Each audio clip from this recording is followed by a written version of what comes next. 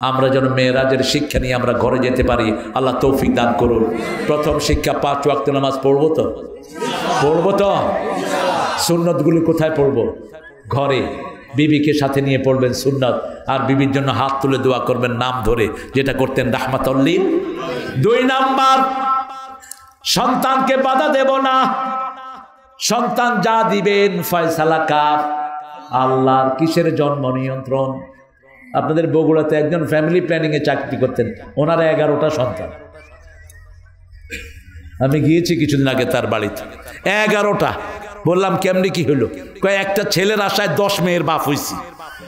আমি আশা ছাড়িনি। 11 নাম্বার আল্লাহ আমাদের ছেলে দিচ্ছে।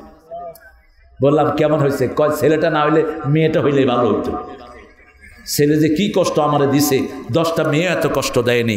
এই জন্য আল্লাহ যা দেয় যেন ন্যাক দেয়, ঠিক না ঠিক? মরিয়মের আম্মা কি চেয়েছিলেন? ছেলে। আল্লাহ দিচ্ছেন কি? ইন্নী ওয়াদাতুহা উনসা। তিনি বলছেন আমি তো ছেলে প্রসব করেছি। আল্লাহ বলছেন লাইসা যাকারু কাল উনসা, তুমি আমার কাছে যেহেতু চেয়েছো এমন মেয়ে দিলাম 1000 ছেলেও এর সমান হবে না। আল্লাহু আকবার। একজন নবীর পরিচয় দিয়েছেন ঈসা ইবনে মারিয়াম। ঈসা ইবনে মারিয়ামের বেটা ঈসা, মারিয়ামের বেটা ঈসা। অন্য নবীদের বাপের নামও সারা কোরআনে ধরে নেই, শুধু ইব্রাহিমের বাপকে একবার উচ্চারণ করেছেন, ইয ক্বালা ইব্রাহিম লিআবিহি আযার, এতটুকুই। রাসূলের বাপের নামও কোরআনে নাই, ঠিক না ঠিক? সেখানে ঈসা আলাইহিস সালামের নাম যতবার এসেছে, মা মরিয়মের নামও ততবার এসেছে। এই জন্য মেয়েদের উপর রহম করবো, আল্লাহ তৌফিক দান করুন। 3 নাম্বার, কোনো মানুষের জীবন নেয়ার চেষ্টা করব না। রাসূলকে জিজ্ঞেস করা হলো সবচেয়ে ভালো মানুষকে? রাসূল বললেন খায়রুন নাস মান ইয়ানফাউন নাস, সবচেয়ে ভালো মানুষ যে মানুষের কল্যাণের চিন্তা করে, উপকারের চিন্তা করে। আপনার বাড়ির পাশে একজন হিন্দু ভাই খেতে পায় না, তাকে খাবার দেন, খুশি হবেন কে? তার গায়ে কাপড় নাই, কাপড় দেন, খুশি হবেন কে?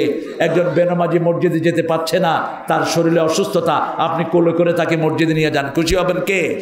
গোপনে আপনার ভাইয়ের হাতে 1 লাখ টাকা দিয়ে দেন, খুশি হবেন কে? বাইরে দেয় না, নিজে বিশাল নেতা, নাম ফুটানোর জন্য বিভিন্ন জায়গায় দেয়। আপন চাচাকে বাড়ির উপরে দাওয়াত দেয় না। এরকম শয়তান আছে না নাই?